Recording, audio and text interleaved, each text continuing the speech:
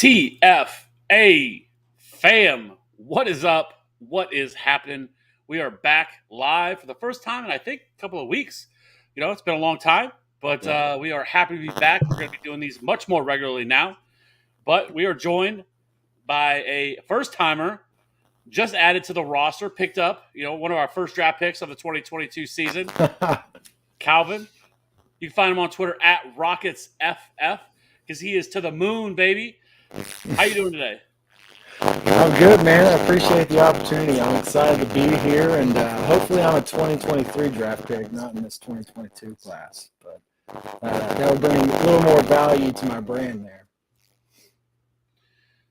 Yeah, well, we are your mic has a little bit of feedback. Oh, man. You good now?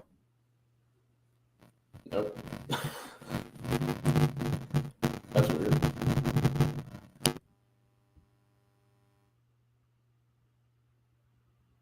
Nope. Hold on, he was muted. Say something now? He's muted still.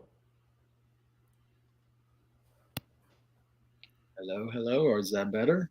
That is way better. There we go. There we go. We're back. All right, we're back. Newbie showing his stripes. There we go. Hey, you got to get it out of the way early. So, anyways. Only uphill from here. Yeah.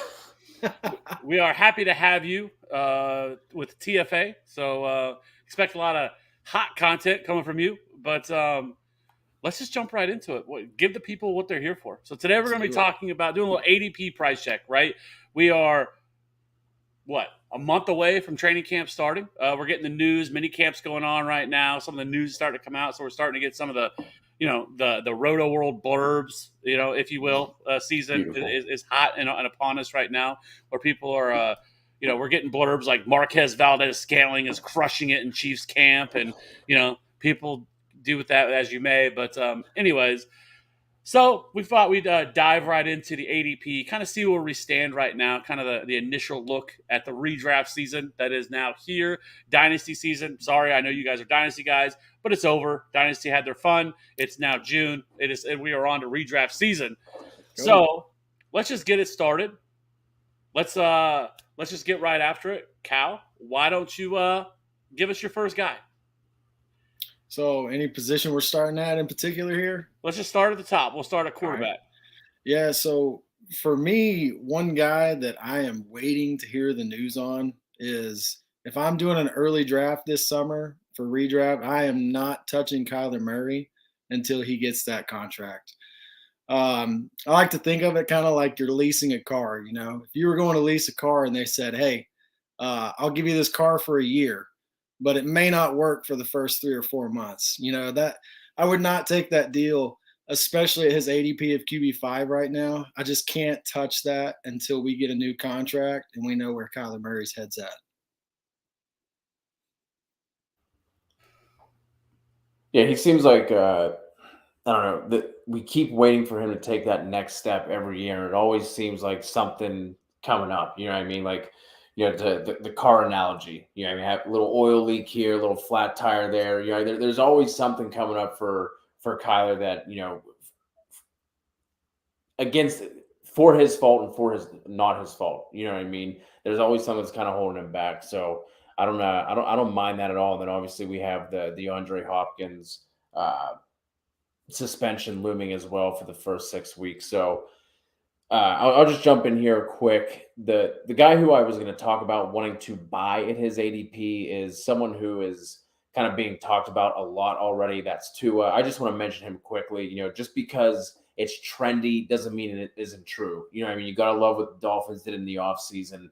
So I think Tua definitely needs to be mentioned here. Currently QB 17, I believe, in Fantasy Pros ADP is what we're going to be referencing the rest of the way. But the guy that I am fading is going to be Aaron Rodgers. And maybe this is low-hanging fruit because of the whole Devontae Adams thing, but I can't take him at RB9 in the 7th round. Can't do it. Won't do it. Obviously with that, like I said, with Adams being gone, beyond that, it's that receiving group is just filled with way more questions than it has answers. Last year we saw Rodgers was QB7, I believe, and that was with him throwing 37 touchdowns. I just don't see that kind of ceiling from him this year. We've also seen his ADOT drop 3 straight seasons. We've seen his completed air yards per attempt drop for 3 straight seasons as well. No rushing upside at all with him, obviously either. So I don't think he's going to be an absolute turd in any way this year, but for fantasy purposes, I'm staying away. And if I don't have a quarterback at this point, I'm more than likely going to wait until the double-digit rounds, unless someone falls. But there's a couple guys going after him who I'd definitely rather have at this point. Walito, hey, happy to have you back. Thanks for the $20 holler. That Canadian money. It's been just the same. Appreciate you, Walito, as always. I'm not as high on Aaron Rodgers either, and I don't get the ADP either. I feel like that when you look at this team, without Devontae Adams, they were already a very slow-paced offense last year. I think they were 31st in pace of play last year. And, when you have somebody like Devontae Adams to lean on, it makes up for it a little bit, but now they don't. You have Christian Watson, who's a complete unknown. Yes, the athletic traits are all there, but we're getting some MVS vibes from things that you're hearing from camp and everything else about his ability to be able to catch the football.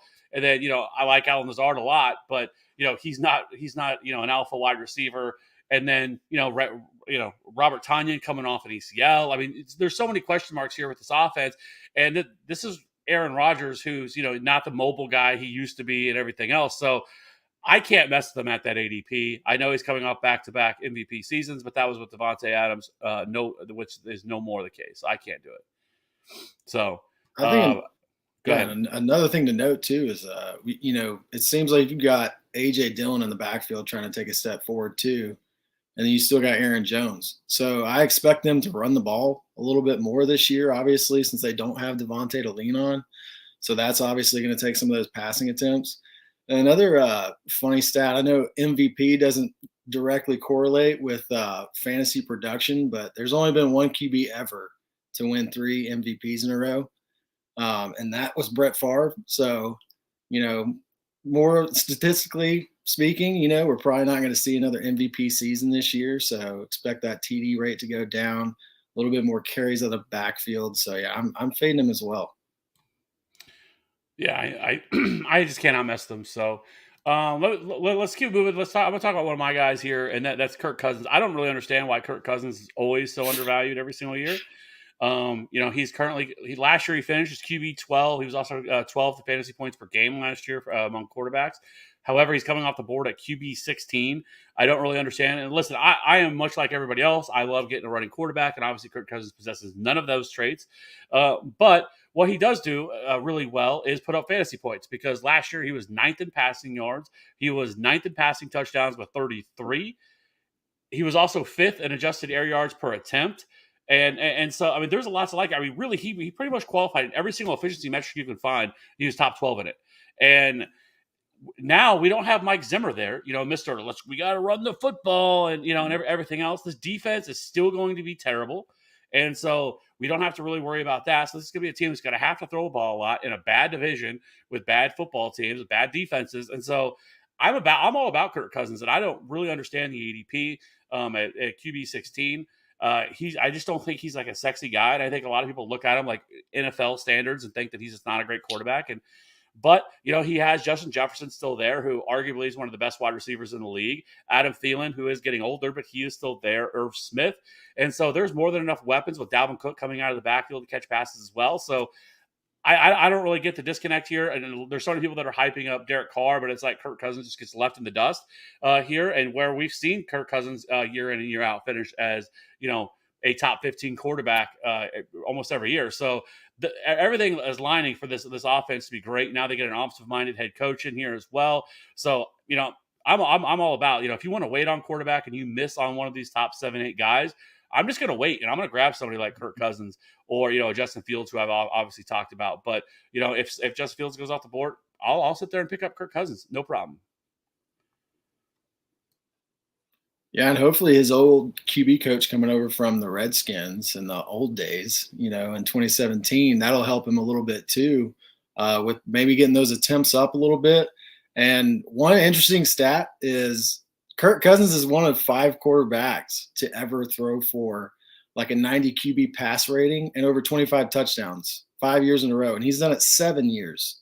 So I don't understand the fade either, I remember when Ryan Tannehill had his good year a couple years ago with the Titans, everybody was like, oh, yeah, he's kind of like the Kirk Cousins. It's like, no, Kirk Cousins is honestly a stud that we just continue to fade every year, just like you're saying. And it's just consistency. And like you said, if you're going to drop out of those middle rounds, which is kind of a trap this year, I think, with some of these quarterbacks, Kirk Cousins is a great guy to fall back on for that consistent production.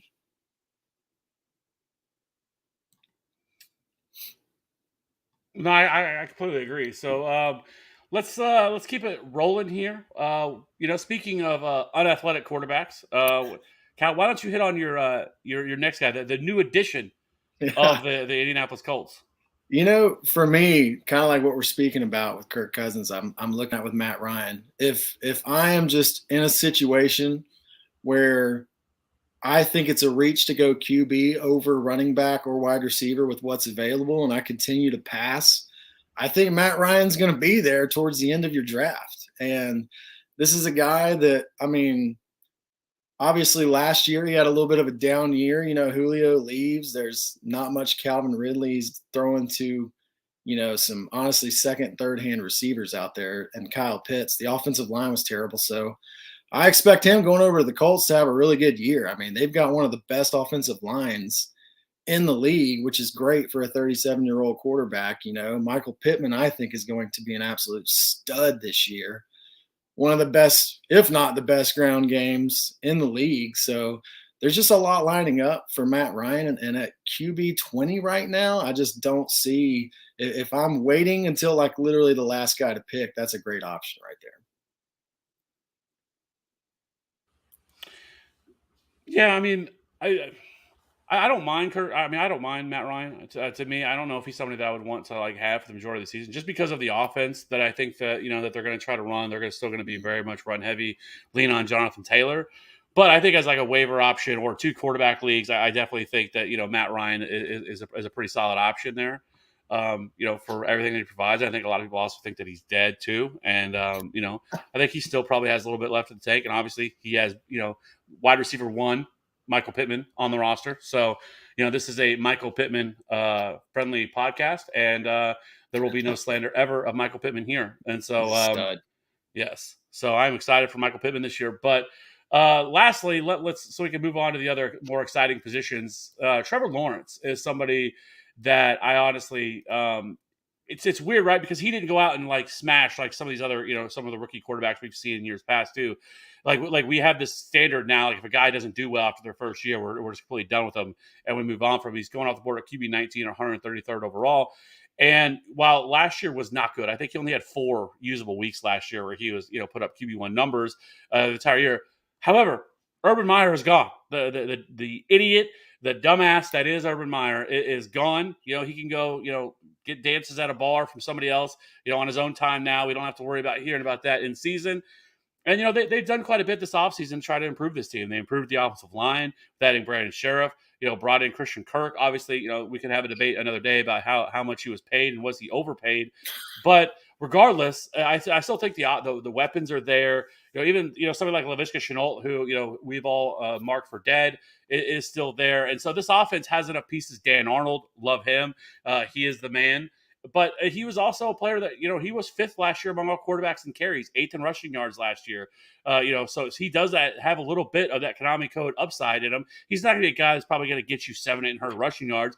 But I think, somewhere sitting that 300-400 range, which is good enough to be able to give you some opportunity, there and raise up his floor a little bit. And, in a new offense, Doug Peterson has been a productive coach in the league. Obviously the way he ended there in Philadelphia wasn't ideal, but he is somebody that I think that is a big upgrade over what they had in Urban Meyer. They're not going to have the distractions and everything they had the year before. And so while everybody has pretty much written off Trevor Lawrence or just kind of forgotten about him because he didn't really do anything last year, I think there was a lot of outside factors that had to do with that. And I mean, I still think the upside is real there for Trevor Lawrence, is kind of the guy that was heralded as a generational talent, the best prospect since Peyton Manning, like all of those things. Like people are just like after 1 year, like no, we're done. We're on to the next one. Let's get the 2023 class in here because we are done with Trevor Lawrence, and it just doesn't make sense because like really the whole class outside of like Trey Lance, like nobody wants anything to do with it, and it's just kind of interesting to me. Yeah, they're with you. See, I don't know. I love the Doug Peterson hire because he's done well with quarterbacks in the past. Like you said, I think the best thing for Trevor is getting Urban Meyer out of there. I'm worried that cloud kind of like looms over him a little bit this year, though. The big thing for me is I'm a little concerned that almost the whole offense is unproven, ETN, everything coming out of camp says that we're expecting special things from him this year, but we haven't seen it on the field in the NFL. We haven't seen Trevor have a lot of, success in the NFL. And like you said, it's the second year, so we can't really expect that. But for me, if I'm looking there and I can draft a guy like Kirk Cousins like a round or two earlier, I think I'm going to go that route. But like Trevor Lawrence could be boom. I guess I'm a little gun shy on him this year. Yeah, I mean, I think a lot of people are just like, same thing with Justin Fields. Absolutely, I love Justin Fields. I have Justin Fields ranked right now as QB 12, so that's hot compared to consensus. But love some Justin Fields this year. Let's go ahead and switch it over. Let's get to the more exciting positions, and let's jump over to running back. I'm going to start off here, and I have Josh Jacobs at RB 20, 38 off the board.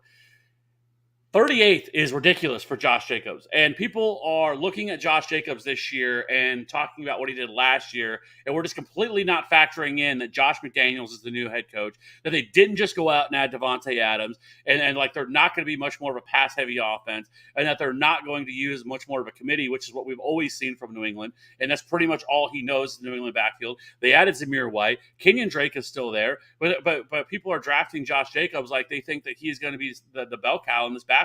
And I think it's going to be very much a committee. It's going to be very frustrating with Josh Jacobs.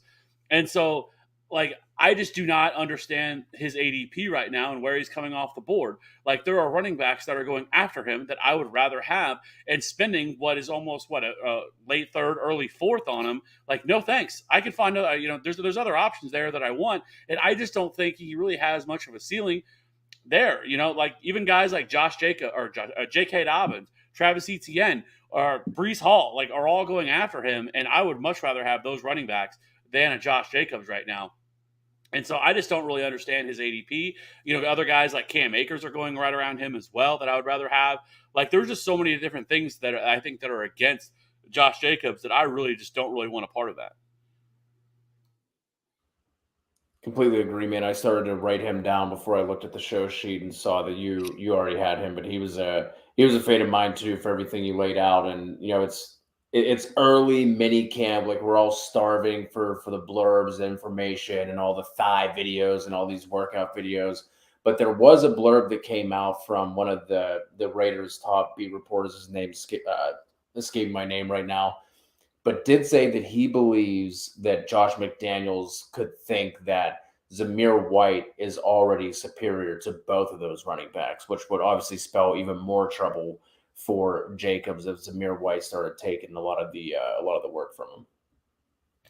Yeah, and I think that makes sense too. I mean, he has no allegiance to Josh Jacobs. I mean, he didn't draft Josh Jacobs; he drafted Zamir White, and so people are drafting Josh Jacobs right now like they think that it's like last year, and it's just a mistake. Like especially as high as he's going at 38, like no thanks. And it's two regimes now with the Raiders that have wanted to have competition in that backfield too. Because they went and they added Drake last year, and then. Let's not forget that with Josh McDaniels came Brandon Bolden, and that guy's kind of a pass catching specialist. Then they draft Zamir White. So it just seems like the Raiders are not quite happy with what they've got there. So I totally agree. Love that take. The 20 overall, you hear that at running back, you're like, oh, okay, maybe. But then when you see that 38 overall ADP, it's just like, that's nuts. Absolutely passing on that. Yeah, no, I also saw a blurb too that somebody wrote that I guess that last year he went to the coaching staff and told them that he thought he was getting too many carries and that he wanted Kenyon Drake to get more opportunities. And I'm like, I have never heard that in my entire life from a player to want that. Like, and I guess he said his body can't handle all the work and everything else. So like, I was like, oh, okay. Well, that's interesting. That's interesting to know. Well, don't worry. They brought in the guy that'll make sure that you don't have enough carries, and that's Josh McDaniels. So, yeah. Anyways, so yeah, I can't mess with him at that ADP. But anyways, let's keep it moving here. Now this could go either way, Cal. Okay, because I saw the name and I'm like, okay, either I'm gonna be happy with this or we're gonna fight. And so you have Saquon Barkley here, and so let's talk about Saquon. Dude, I am smashing draft on Saquon. Okay, we're good. Okay, at the we're good. RB13, man. So the thing is like I never pay attention to the buzz and OTAs about, oh my gosh, this guy looks so great without all of his pads, no contact, But one thing I will pay attention to is the schematic things and that type of news that comes out.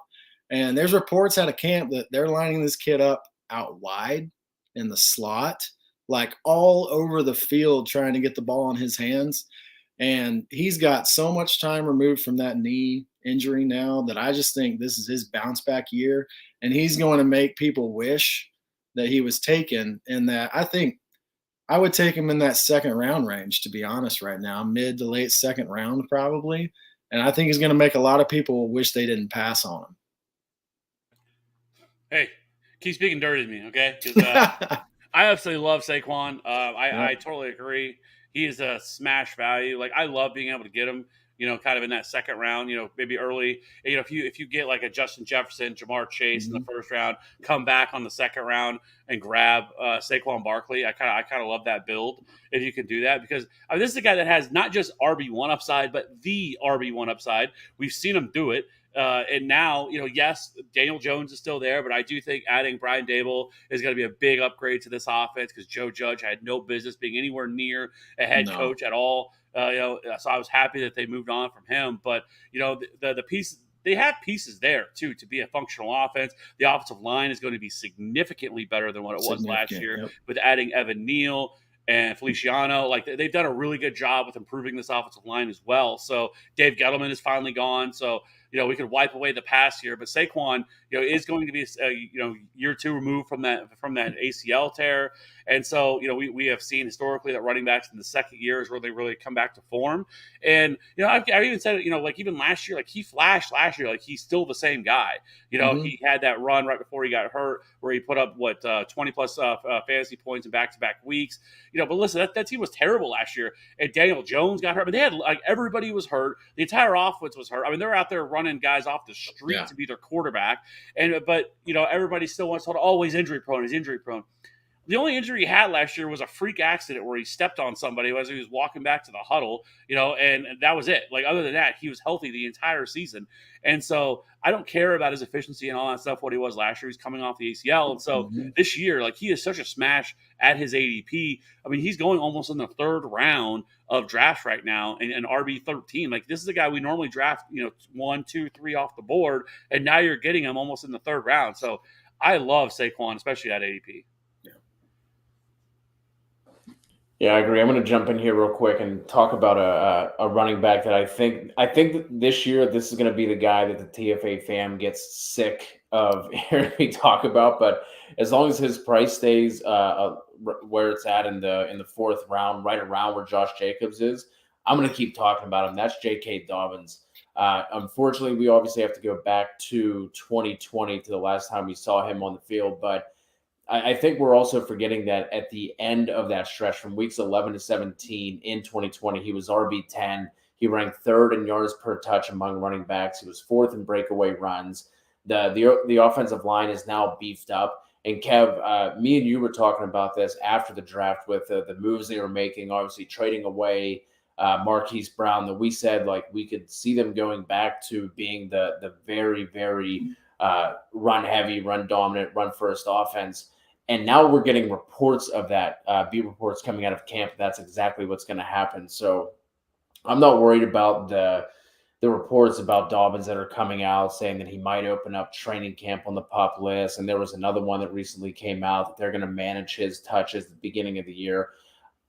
I hope more of these keep coming out because I think it could potentially drop him down, a couple more picks. I'm not worried about it. It's Gus Edwards, Mike Davis. I know they got your guy, Tyler Beatty, Kev, but I think Dobbins is going to be the main guy. And if they kind of hold him back for the first, week, for the first month or so, rather, that's fine by me. Again, you're talking about a 4th round pick who could potentially drop to like the mid to late 4th if these reports keep coming out. So I hope it happens. I'm going to be all over Dobbins this year.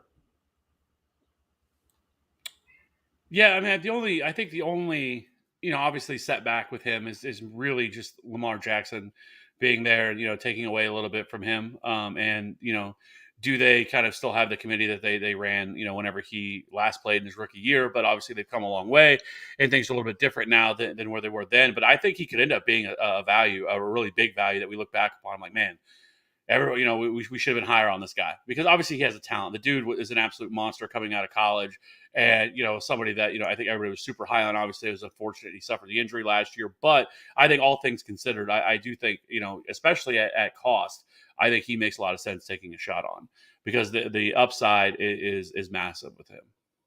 And that injury was so early too. We reference wanting to be a year removed, and by week 1.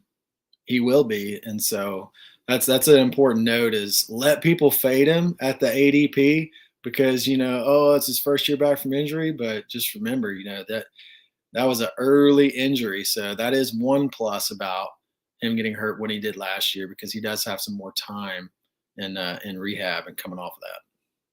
He's not. I mean, it's not the same as Saquon's. I mean, Saquon happened. Yeah. What was it, like October? I think it was something like that. Whenever it happened, and it took him. I think he waited another month because he had to let the MCL heal and everything else. So I mean, he was much less than a year whenever he came back from the injury. Mm-hmm. So obviously, that's not going to be really the case with J.K. Dobbins. But another guy I'm going to talk about is a running back that is being severely disrespected right now. I don't understand this ADP whatsoever. And that's Miles Sanders at RB29. Like, he is literally coming off the board as an RB3, yet he's the team's starting running back. And while, yes, he may have missed the mark last year a little bit with his only 9.8 fantasy points per game, which is 32nd among all running backs, because he didn't score a touchdown, that is not something I would expect to happen again. And the contract year is undefeated, and he is in a contract year this year. And so, but all the other numbers align for him. He was 16th in yards created per touch.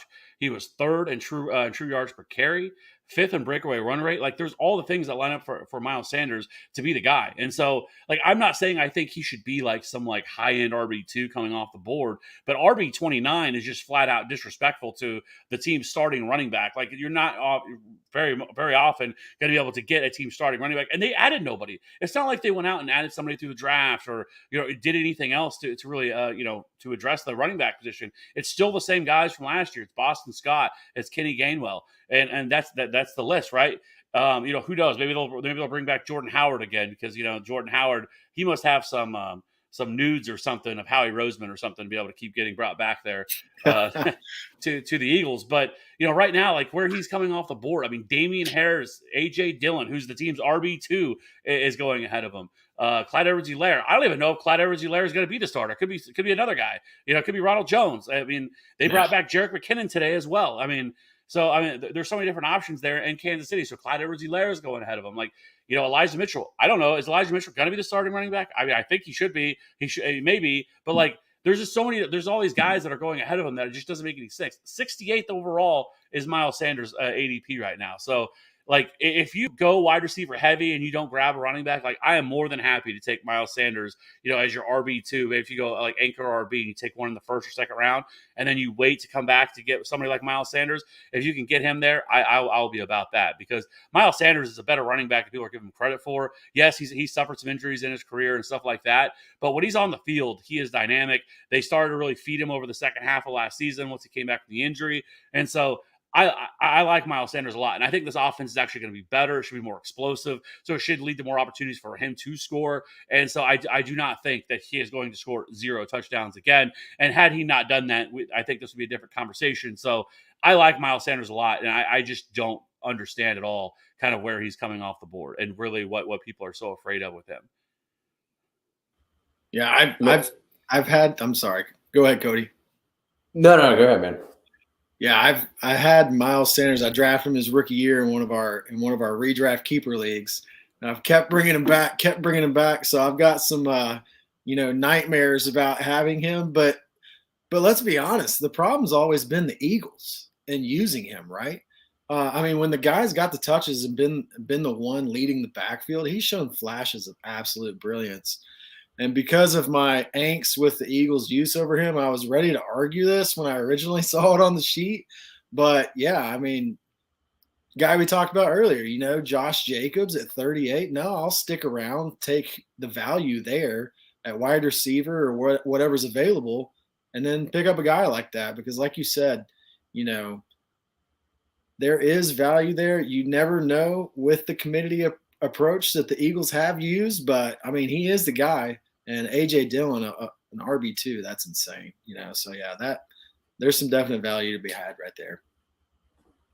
Yeah, the only other thing I was going to say, and then if Hurts can take a step forward as a passer, that's going to make life even easier on Sanders. But Cal, you have one guy left here that you want to talk about. Who's your last guy in running back before we move over to wide receiver? Yeah, it seems for me like every single year there's that guy to take a shot at with just some severe upside with one of your last picks.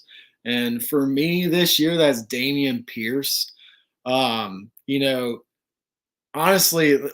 this is a good stat right here. They've got two vets that are making a combined $4.5 million in an NFL that's paying David Njoku about 14 this year. So two broken vets sitting there. The thing that I look at with my redraft guys is like, what is going to happen as the season progresses? And I think his upside can only go higher as the season progresses. These are two guys ahead of him that have been injured throughout their careers, haven't ever really filled the stat sheet. So I'm looking at Damian Pierce as that dark horse guy to take late in a draft that could possibly be your starter halfway through the year or even before that with the guys ahead of him. Yeah, he could even be somebody like kind of like an Elijah Mitchell a little bit, where he starts week 1, and he's kind of the hot waiver ad right out the gate for people, because there's really nothing ahead of him. Yes, it's the Texans, and the Texans aren't an exciting offense to target. We'll see what Davis Mills can do in year 2 here, but he actually played. He was one of the better rookie quarterbacks last year, actually. Yep. Among everybody that played. Obviously Brandon Cooks is still there, but overall this is still a really bad team, and so it's not really exciting. But at cost, at 143, if you can get him there, he could end up being a guy. Maybe you just plug in your flex, kind of like Philip Lindsay was a couple of years ago. Whenever he, his rookie year and stuff like that, and he kind of came out of the gate hot. I don't think he's something that's going to win you a league or anything like that, but he certainly can provide value. And of the late round running backs, he is somebody that I have talked about. I do like Damian Pierce. Obviously, a limited sample size in college from Florida. He was somebody that they never really gave an opportunity to, but kind of with a big standout at Senior Bowl and everything else. So everything's kind of but for him, there is a definite path to relevancy this year. And to be fair, a lot of times when you draft these late round running backs, a lot of these guys you end up dropping because you really need an injury to happen for them to be relevant, right? I love Khalil Herbert, right? But he's going to need a David Montgomery injury for him to truly be fantasy relevant. There's only a couple of guys who have standalone value that you're going to be drafting later, but a guy like Damian Pierce, it's not going to take much for him to be relevant, to him to have fantasy relevance. So yes, he's not going to be a guy that I think that's going to go out and just smash, and like I said, be an RB1 this year, but he doesn't need to be at 143 overall. If he can be a even if he turns out to be a high-end RB3, like that's a win, right? Like he's somebody that you can plug in, flex option on certain weeks, play matchups with him. He's a big running back, so he can be a goal line back. So yes, like for me, like either Damian Pierce or Tyler Algier have kind of been the two guys that I have taken late in drafts because of that upside, right? Like same thing in Atlanta. It's kind of the same situation. There's no real guy there. Like, yes, they have Cordell Patterson, but he's not like a lead back. He's somebody that they're going to kind of move in between. He's going to get running back touches, but he's also going to be used as a wide receiver and stuff like that in the offense. And so, who else is there, right? Like there's nobody else really there that's really in his way. And so, Tyler Algier and Damian Pierce are kind of the two late round guys that I really like. I've seen some buzz for what Tyrion Davis-Smith people have kind of hyped up, because of San Francisco. And what happened. We saw what happened to Trey Smith last year, or Trey Sermon, excuse me. So does it happen to Elijah Mitchell this year?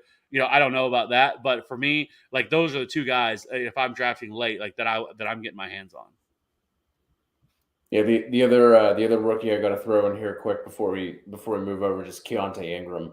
I was going to mention Algier, Kev. Obviously, you talked about him, but Keonta Ingram, for the same reason for all these other guys, one injury away. James Conner's the only one ahead of him. I don't think he's played a full season in any, since he's come into the league.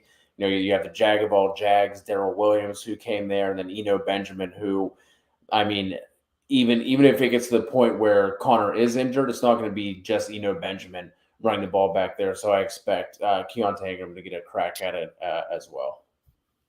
Yeah, I think that's an interesting shot with him. But again, I think he's like guys like that because are tough to take, right? Because generally speaking, once you start making waiver moves, like those are the guys you're always going to drop right out the gate, right? Because they're probably not going to do anything week 1 or 2. Yeah. But I think these are names that you should at least be like have on your radar, right? Like it should be monitoring and stuff like that because it's got to know who to pick up if situation arises and something were to happen to James Conner. Darrell Williams is just a Jag. He's always been just a Jag. I know he produced last year at Kansas City, and he was actually like he had some RB1 weeks and stuff like that. Like so, he was kind of a hot guy last year, but I don't think he sees the same type of success at Arizona. And so, yes, I think that's a name you should monitor too. But for the most part, when I'm drafting running backs late, like I'm looking for guys that either A, have standalone value. Tony Pollard, it would be a guy that comes to mind, somebody like that, right? Or I want somebody that has immediate path to be able to. It's not going to take a major injury for them to become fantasy relevant. Like those are the guys that I want to take because you're going to just going to drop these guys right out the gate, like immediately. Those are the guys you're going to drop, and then. Great for you because then you just sit there and monitor. And then once once an injury happens, everyone's going to be running to the waiver wire to pick those guys up. For me, generally speaking, like I think once we get to like week 8, week 9, that's when I feel comfortable adding some of these handcuff backs. Like I don't love taking those guys though, like right out the gate. So Tyler Algier, Damian Pierce, right now, those are the two names that I love the most. So anyways, let's jump over and talk about some wide receivers now. When I first started my list of the guys that I was going to talk about, I was going to hit on Mike Williams, but I kind of felt like it was low-hanging fruit a little bit for him. So I want to tackle somebody else, and I'm going to talk about Brandon Nyuk. And I don't really understand because he's going off the board at wide receiver 39, 91st overall. But we're talking about a wide receiver from weeks 8 through 18, was wide receiver 15 last year. And I think 8 of those weeks, he was a top 36 wide receiver. He posted top 36, PPR points. And so, like, I don't really understand it. Like, I get it. We don't really know. Is it going to be Jimmy Garoppolo? Is it going to be Trey Lance? Probably going to be Trey Lance. Should we be scared off of that? But, like, while, yes, it's easy to say, well, maybe Trey Lance is terrible in the very, very, very limited sample size. We saw him as a thrower last year. But there's also the flip side of that, hey, Trey Lance could take another step forward. It could be a better passer. He's definitely a much better deep ball passer than what Jimmy Garoppolo is. And I think you can unlock some of what Brandon Nyuk does as a deep threat. But Brandon Nyuk is just a really good football player, right? And so, like, wide receiver 39, 91st overall for somebody, like I said, who once we got past that weird, I don't know what the hell was going on there in the first 8 weeks of the season between him and Kyle Shanahan, the doghouse, and, they were barely using him. Like, I don't know, but they obviously got past that. And once they did, like, he looked like the same guy we saw the year before, like a dynamic wide receiver, excellent in space, can do a lot of the same things that Deebo Samuel does once you get the ball in his hands. And who knows? Like if Deebo Samuel's doing this holdout thing right now, where who knows if he's gonna play this year? He has no choice. It's not like in years past where guys can hold out in the season and then teams will repay them their money. They can't do that anymore. You just get fined every single day and you never get that money back. And so, like, guys, he's not holding out. Like it's not happening. And I don't really at this point think he's even going to get traded. And so, like, I think Deebo Samuel could be back, but maybe they don't use him as much as a runner. And it's very possible they could give some of that to Brandon Ayuk, because Brandon Ayuk could do a lot of the same things that Deebo Samuel can.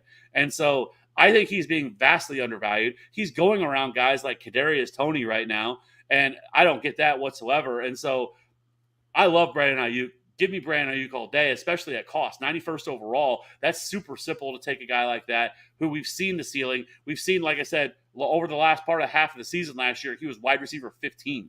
And on an offense that is very much a run-heavy offense, he still produced. And so I love some Brandon Ayuk, and at wide receiver 39 is disrespectful. Yeah, I'm a big Ayuk fan, and I know I don't have to beat a dead horse here because Robbie's done a great job of pointing out all the stats that are going to be almost impossible for Deebo to replicate this year. That touchdowns, the amount of carries he got last year.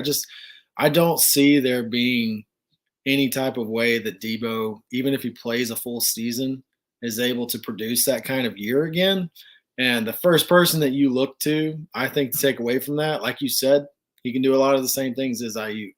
I think that's a smash at 91 overall. So, again, this is going to be an interesting one because when I saw this name, I was like, I wonder which way he's going to go with this. So let's go with Jalen Waddle. Tell me about Jalen Waddle, wide receiver 13, 42nd overall. Are you higher? Do you think he's undervalued, or do you think he's overvalued at that cost? Man, to me, he's overvalued at 13. 2 for 2. Let's keep it going.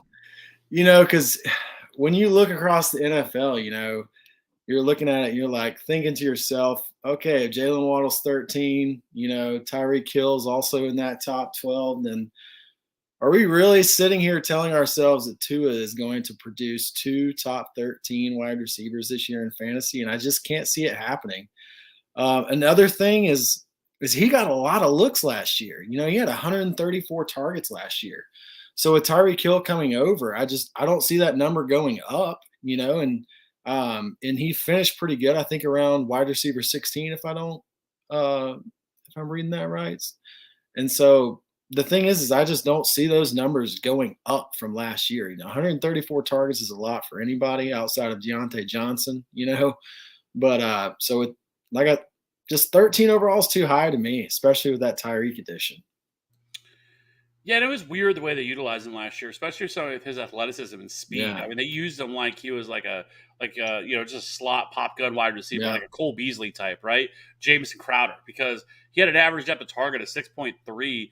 I mean, he did have 104 receptions, which obviously helped, but only had 1,000 yards, barely got over 1,000 yards on 104 receptions. Like, it was just wild the way they utilized him last year because, I mean, this is a guy with, speed that challenges somebody like Tyreek Hill. They never utilized him like that. Like, I didn't understand it, but obviously now we have a different coaching staff. Mm-hmm. But the reason I'm not as high on him, because wide receiver 13, I'm like, that is too high for him whenever you have Tyreek Hill there, who they just made the highest paid wide receiver in the league. Yeah. Mike Gesicki is still there. Cedric Wilson is there. Like, there's so many weapons there. And, I mean, Tyreek Hill is going to get his first, for sure. They didn't just pay him that kind of money to not utilize him that way. And I just don't know if the volume is truly going to be able to get there, because they still have a pretty solid defense as well. Mm-hmm. Obviously, they're playing in a division, though, with the Bills, where they're going to have to, they're going to have some shootouts there. So there's going to be some opportunities there. But I just don't know, on a tip basis, like, where are they going to come in at? Like, because to me, they're going to have to be like top 10 for these guys to be able to really truly pay off. And I just don't think it's there. Like, if Jalen Waddle's ADP falls, then I'll be more interested, because I love the player. I just don't think the volume is going to be there for him to be able to pay that off, unless they're going to do a complete role reversal and he is going to be much more of a deep threat. He can win that way and get his efficiency that way. Because, I mean, if he's going to be utilized at all like he was last year, it's going to be tough. I do think that, we will see more down the field throws, and, Tua can do that. But you have Tyreek Hill, who also, is the man at that stuff too. So it's going to eat into him a little bit. So I just don't think the volume is there for Jalen Waddle, and just the wide receiver 13 stuff just doesn't make any sort of sense to me because, I mean, what sort of ceiling do you think he has to be able to pay that off? Like, you're drafting a guy at wide receiver 12, wide receiver 13. You think that he has some sort of path to being like a top 2, top 3, top 4 wide receiver if you're taking a wide receiver that high. And I don't see it. Like, I think at best his ceiling as a wide receiver 2, and you're taking him at the top of that value. So I don't really understand it because right now, I mean, guys that are going around him are, guys like DK Metcalf, Terry McLaurin, Michael Pittman for the brand. All those guys. Chris Godwin is going right around him, and it just doesn't. I don't get it. And so I don't know. Like, I think he's gonna be hard pressed to be able to pay that off. It's interesting to see what teams do too, right? Because like you mentioned, them kind of using him as that like slot guy, and someone who's an optimist could be like, oh, year 2, they're going to look to stretch the field with Tua this year and everything. But they brought in a guy who does that better, like probably the best in the league at stretching the field. So it's tough to sit back and think, oh yeah, we're going to see a lot more big play pop out of Waddle in year 2, just like you were saying. Yeah, I don't know. Like, I hopefully that ADP corrects itself because it's just ridiculous right now. Love it. Going off the board. So Cody, you got Christian Kirk here, who wide receiver 44. I think he's an interesting name this year, just because I'm here to see how they utilize him. I hope they keep him into the slot. I hope they don't, because I think that's where he really thrived in Arizona. Now coming over, but what's your thoughts on him this year? Yeah, I mean, you're looking at a guy who is more than likely going to be that team's wide receiver 1. How, target wise, what is the gap between wide receiver 1 and 2, remains to be seen. But you're still looking at someone who's going to get 100+ targets, sitting at wide receiver 44, going after Nyuk, who you talked about, at 110 overall. So I don't have a ton to say on him. Like you said, Kev, going back to Arizona, he really thrived in the slot. Hopefully they do keep him there. Not a lot of target competition. You guys were talking about Trevor Lawrence earlier and Doug Peterson coming over. And we really saw Christian Kirk step up last year, finish as a wide receiver 2, despite only having 100 targets, only caught 75 balls, only had 5 touchdowns as well. So it's not like, he was out there racking up a bunch of scores. So I think, we could see him replicate something similar to what he did last year, maybe see 20-ish, 30-ish more targets potentially. But Christian Kirk, like I said, you're getting a team's wide receiver 1 almost in the double-digit round. So I'm going to take that all day, every day, whenever I see that. Yeah. As a Titans fan, I don't want him to succeed, but I had him in my flex last year because of some injuries. And I mean, I think a lot of people don't understand the year he had last year. He really did produce, So I expect with Trevor Lawrence, I think the targets will go up, but the production will stay about the same, because I think the efficiency numbers will be a little bit down. But yeah, I mean, if you can get him back there, like we were saying with the running backs, if you're looking at someone's wide receiver 2 or possibly even wide receiver 3, and you've got a probably number 1 target on the board, it's hard to pass up because of the ceiling. Yeah, I mean, and he's been a guy. I mean, 2 of the last 3 years, he's scored 12.2 or more fantasy points per game. And so, I think it's an interesting spot. I think there is a real chance that he could see far more than the 103 targets he saw last year. I mean, it's possible he gets to 130, 135 range, which for him, I mean, that's probably a 1,000-yard season and, 6-7 touchdowns for him. And so, I think it's a pretty solid value from where he is going. So the next guy, let's talk about some Allen Robinson going from the Bears to the Rams. Not much better upgrade that you possibly could get. And, it's kind of the joke we always talk about with these guys and, or with Allen Robinson. It's always like, whoever the quarterback for the next year is always the best quarterback he's ever had. Well, we can actually say that with confidence this year, him getting to go and play with Matt Stafford. And I've there's kind of 2 different camps here with Allen Robinson, right? There's the people that think that, one, that he's washed and what the efficiency metrics and stuff that we saw last year from him, was that he fell off a cliff and that's all really what happened. Or there's the other side, which is the side that I'm on, is more so that he is a guy that that just didn't want to be in Chicago, and he wanted out of there. Matt Nagy had no idea how to utilize these guys. Every route they ran was within like 3 yards of the line of scrimmage, and utilized nothing in terms of the deep route or sending this guy deep. And utilize him as a contested catch guy. So love to see that he's in LA. So hopefully you're going to wax poetically about Allen Robinson. Yeah, so I want to give a quick shout out to Walito because, yes, Brandon Cooks is still undervalued. But for Allen Robinson, like, I think we can say with confidence that Andy Dalton was probably his best quarterback until he comes to the Rams when you look back on it. I don't know. Maybe we can throw in some Jag stuff on there. But the thing about the Rams is they've historically in the last 5 years produced 2 like top 24 receivers, so – and especially, obviously, Cooper Kupp goes insane last year. But even when you're looking at what you got from a combination year of Robert Woods and Odell Beckham Jr., you were still looking just outside the top 24. They got close to 900 yards on 72 receptions and 9 touchdowns together. And, obviously it took Odell a few games to get really involved there. So, I mean, you look at those numbers that those two produce, and you're saying it's only got to go up from there. And Allen Robinson is an immense talent. I think you hit it on the nail on the head when you're talking about them not knowing what they're doing last year in Chicago. So I think Chicago's whole offense should go up. But for Allen Robinson, I think I'm sitting there at 29, wide receiver 29. Oh, man, I am smashing that every day of the week and twice on Sunday because he's going to put up a ton of points this year. Well, I completely agree. And I mean, you look at one of the things I have people talk about is like what Odell Beckham did in that offense last year and an 18% target share and all this stuff. But I'm like, one, why are we even talking? Why would you use Odell Beckham as the guy that you're going to use as your comparison, right? Because Odell Beckham was there, didn't show up till towards the back half of the season, had to learn the playbook, was injured, like all these different things that like going against him. Like you expected him to come right in and like command a 25% target share in the offense and just ball. Like it's just ridiculous.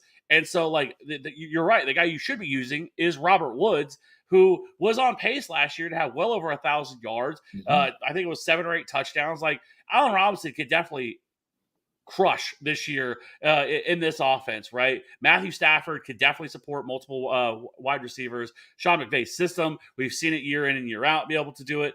I do think, obviously, this isn't a hot take to say that Cooper Kupp is going to have some regression because there's no way he's going to have the legendary season he just came off of.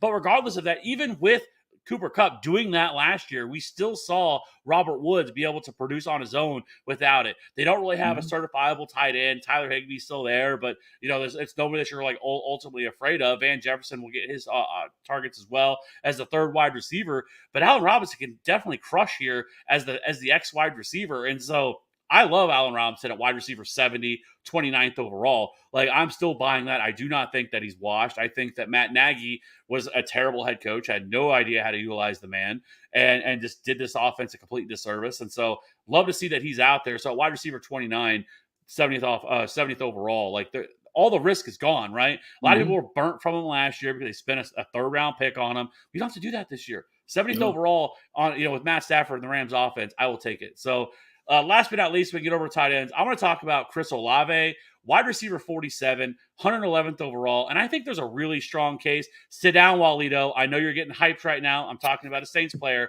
But I think there's a real chance here that he's probably the rookie wide receiver one, the best rookie wide receiver this year. I think it's a really, really strong possibility of this coming to fruition right now. Because one, yes, we're getting all the hype out of minicamp and all these amazing catches that he's making. He's showing off everything that that why people draft him, love the route running, his deep threat ability, and everything else. But this is an offense that I think is going to be better than Atlanta's because obviously Drake London's going to have opportunities there, and the quarterback situation is much worse. Whether it's Marcus Mariota or Desmond Ridder at quarterback, like that's not a great situation. You have Garrett Wilson, who I think Zach Wilson could take a step forward this year, but like with a lot, Eli Moore still there, all the 17 tight ends that they brought in. But with Chris Olave, like, honestly, like, Michael Thomas is completely washed. Like, he is somebody that I think is washed. I'm not worried about Michael Thomas. And he was somebody that I was going to have on the list, but we've already had this discussion once before. But Michael Thomas is like wide receiver 23.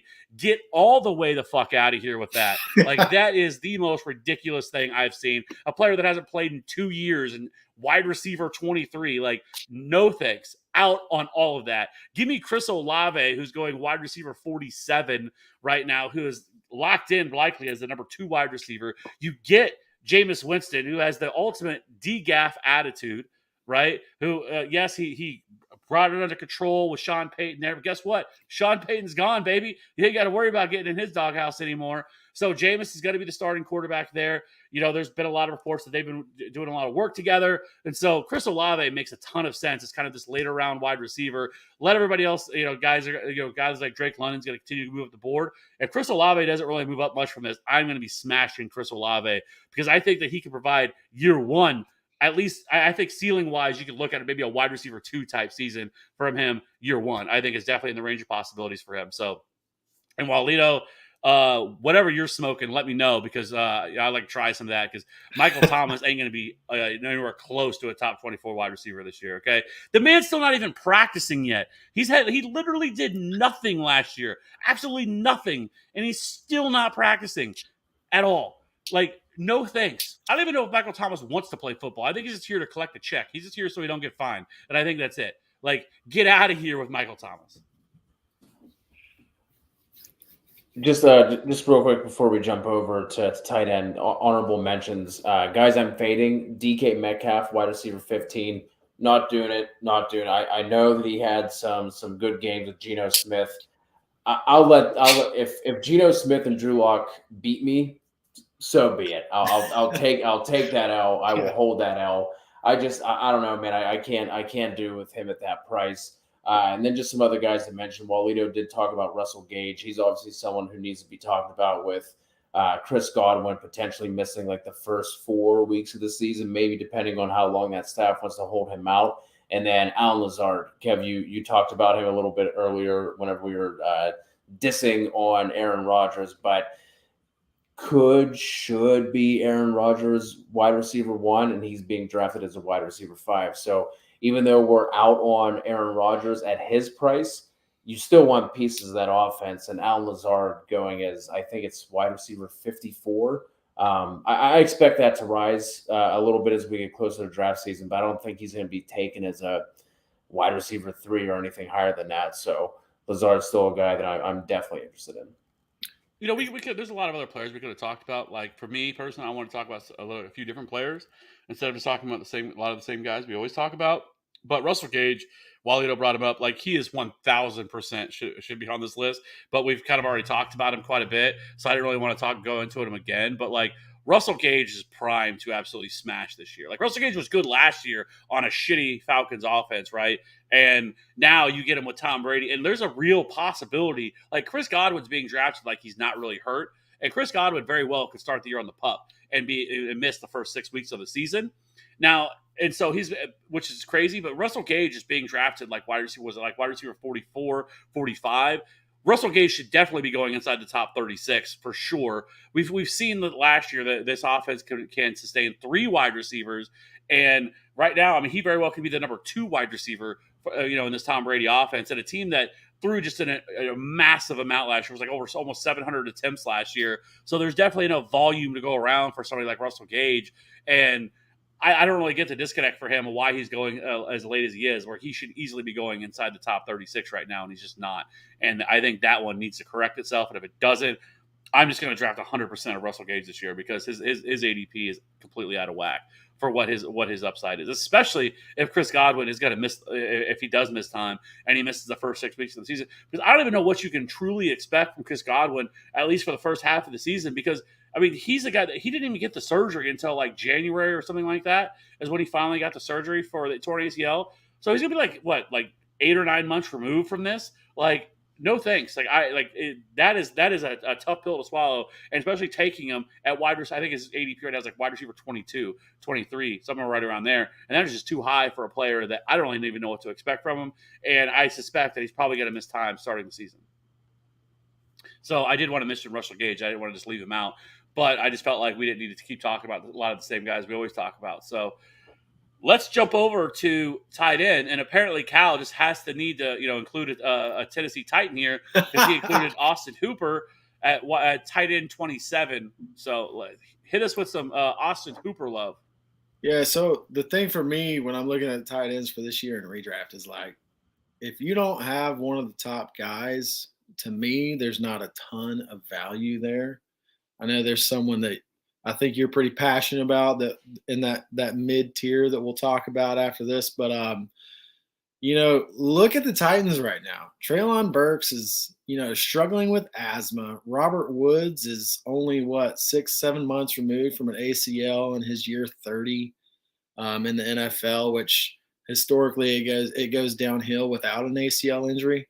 And so for me, also hearing some buzz from around the organization too. Thank goodness I'm closer to Nashville. But I think Ryan Tannehill, a guy who has consistently wanted to throw to the tight end, especially in the red zone, could really have to rely on a guy like Austin Hooper this year. And I'm not going crazy here. Okay. I'm not saying we need to bump him into the 12 to 15 range or anything, but what I am saying is if you're left at the end of the draft and you need somebody who can put up some TD numbers, maybe 600 yards, 8 touchdowns this year or something like that, I really do see that upside out of him as a back of the draft tight end because of all the problems the Titans have. Painful for me to say, but we have some issues at pass catcher. So I'm a little worried this year.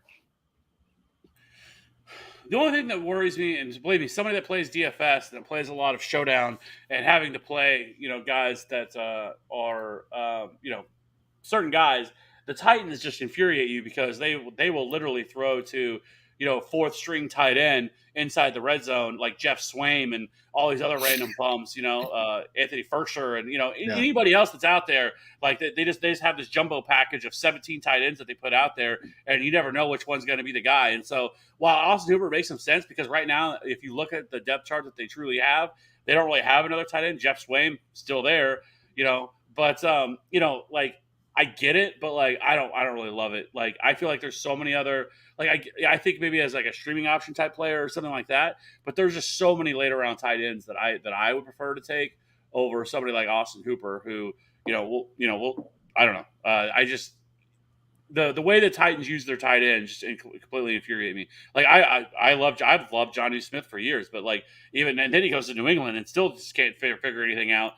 Even though they pay him 70, some crazy contract. Too much. Yeah. And so anyways, yeah. And so for me, it's been too long since I've gotten to talk about this man, and that's Dalton Schultz. Even at tight end 7, people might say, well, why is he being undervalued? Like, that's fair. Like, I think that he is a lock top 5 tight end. He was 5th in fantasy points per game last year. He was 5th in routes run last year. He was one of the best tight ends last year in all of football. And now Amari Cooper's gone. Oh, Cedric Wilson is also gone. And who are they throwing the ball to, right? You have Michael Gallup, who, again, another guy that's coming off a major injury, an ACL tear, another guy who very well may not be ready for the start of the season, may start the year on the pup. And so it's going to be CeeDee Lamb, which is why we love CeeDee Lamb, because of all the targets that he's in line for this year. But past him, it's going to be Dalton Schultz, who saw 104 targets last year, but could see even more than what he saw last year. This is an offense that's going to throw the ball a ton. And so I just love Dalton Schultz. And I've just consistently taken him, anytime I can. And I have no problem taking him in the 5th round. Even the 4th round, I really don't have a problem with taking him. To me, and I know this is going to be hot for a lot of people, but I would rather have him than George Kittle right now, to be honest with you. And so I just think that he is locked in to be a top 4 tight end at worst right now. I'd rather have him Darren Waller. So, I know for people, there's going to be pushback on that.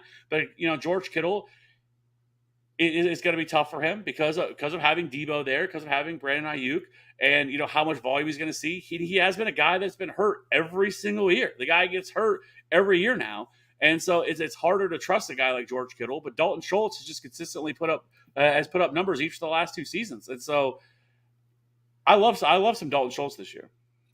Oh, listen, I don't have him on the list, but I can always talk about Dan Arnold. Okay, I have a Rolodex of stuff to talk about with Dan Arnold, but he's not on the plans for today.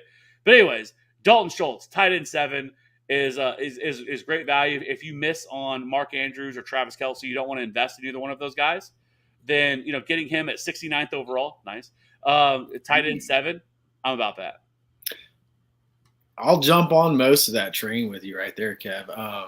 I would take him over Darren Waller because I think when you look at the Raiders, Darren Waller kind of slid back a little bit last year, and then you add Devontae Adams, and him and Carr have the previous connection from college. So I expect that to be a little bit down from what others expect, and I might catch some heat with you on that one. I don't know if I'll go the Kittle route, but yeah, I like Schultz as well. I like him for a top 5 lock as well. The dude's consistently produced now for a couple of years, and he's really young. Like you said, I mean, there's quite a few targets out there up for grabs and this is the important part too, is already established pass catchers in that offense. Targets up in the air for a new guy coming into a new offense with a new quarterback, new system, that's one thing. But when you've got established guys already there to absorb those targets, I think him and CD should definitely see an uptick, which pains me to say because I'm not a big Cowboys guy, but those two are looking good this year. Yeah, he's easy smash for me, especially with volume, everything else that I kind of lined out. So really do like him. Like I said, I think it'd be a debate between him and George Kittle. Obviously, George Kittle, I think, has those smash weeks where he can give you 30, 40 fantasy points, where I don't think that Dalton Schultz really has that in his bag. But in terms of just overall consistency, I think on a week-to-week basis, I think you can just feel a little bit better about somebody like a Dalton Schultz. So I think it'd be a conversation to have between him and George Kittle. I definitely want him over Darren Waller, though, just because Darren Waller scares the hell out of me this year with adding Devontae Adams into the offense. Hunter Renfrow is still there, and Derek Carr at quarterback. So and I really don't know what to expect from that offense overall as a whole, and how things are really going to get distributed because, even a guy like Hunter Renfrow, I think is worrisome just because of, a lot of his big production came in the face of Darren Waller, missing a lot of time last year due to injury and everything else. So there's a lot to be concerned there with guys like that. But like I said, George Kittle is probably a little bit more of a conversation to have between him and Dalton Schultz. But, to me, it's Kelce, it's Mark Andrews, Kyle Pitts obviously is in that conversation, George Kittle, and then Dalton Schultz, locked in top 5 guys to me. So, I would go over to Cody, but Cody didn't write down a name for tight end, so apparently he just has nobody.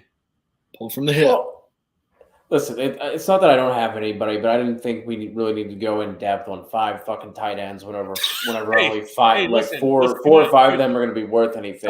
Somebody's already lobbed one to you, like softball, like underhand, like men's softball, right? Dan Arnold, you want to take him? Not going to take Dan Arnold, but I will talk real quick about Dawson Knox.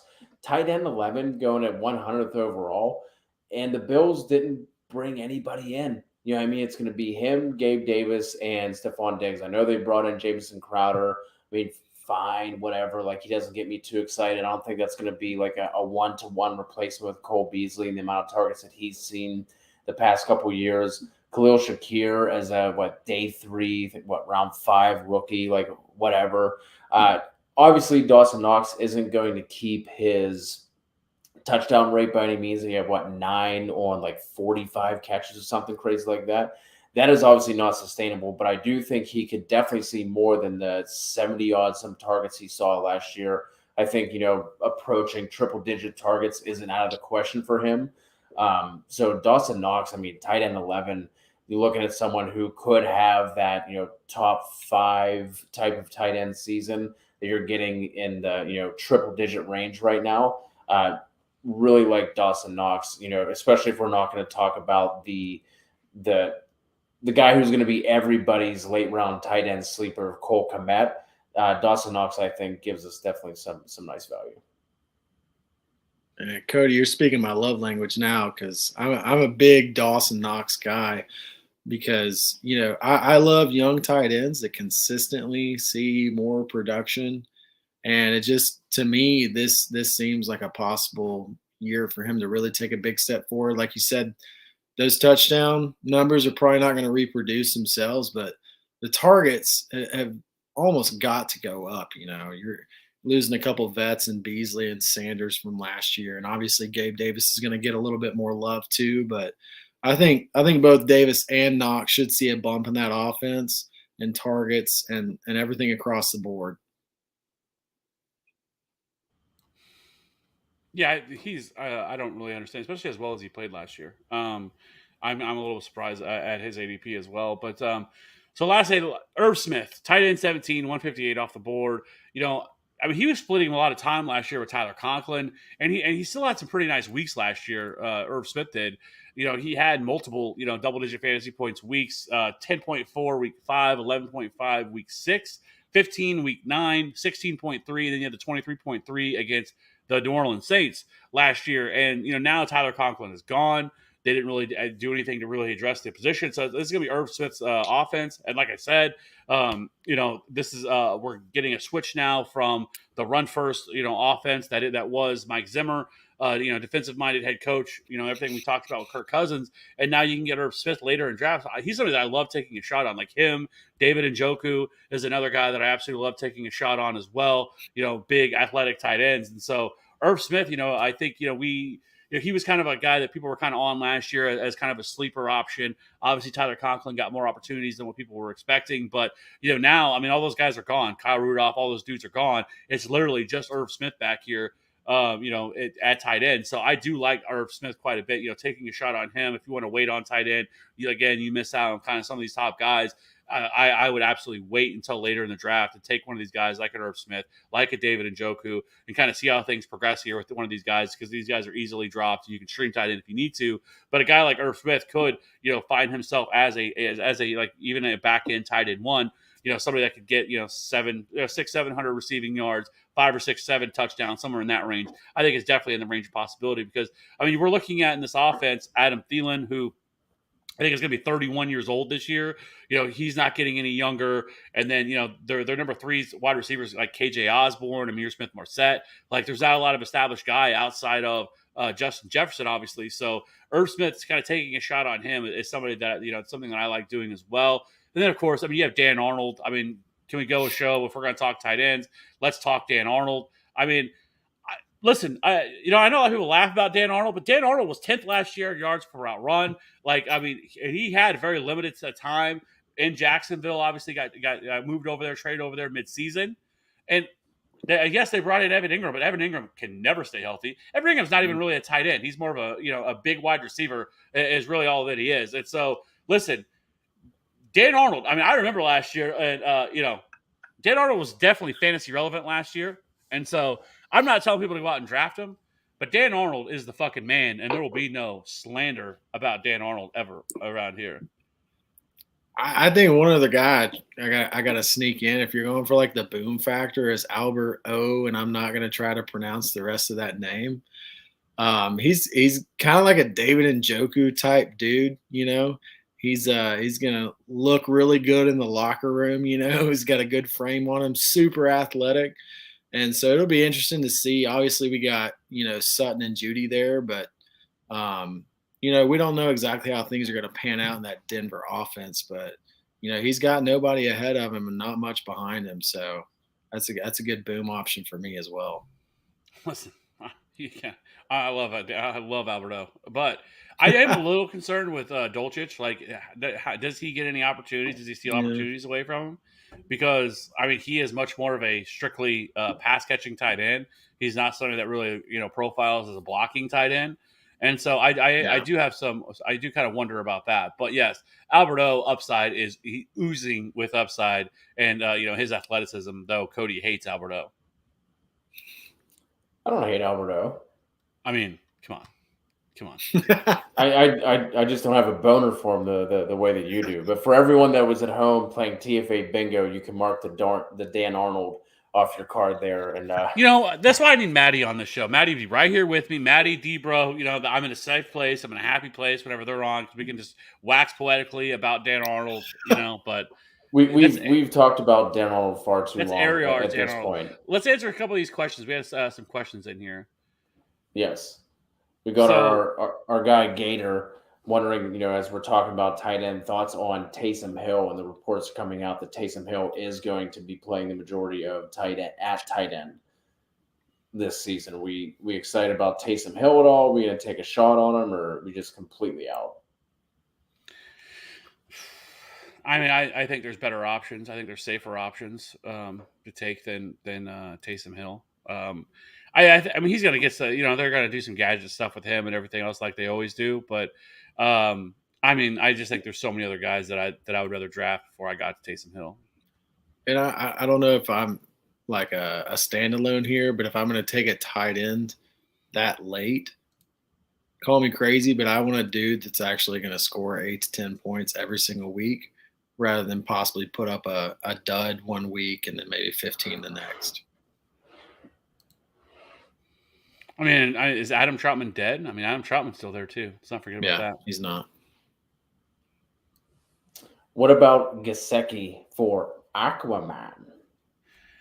I mean, I think he's probably somebody you could probably look at as like a back end tight end one. Somebody if you want to take a shot on him. I don't think he has the same sort of upside as he did last year. Because I mean, he was great last year for a lot of weeks, but once you add in Tyreek Hill, like I think it kind of lowers some of these guys down a little bit. But I do think he's a usable option. I think he's somebody that, in a pinch, get by. I think you could use because, I mean, he was somebody that I was kind of hoping would go somewhere else.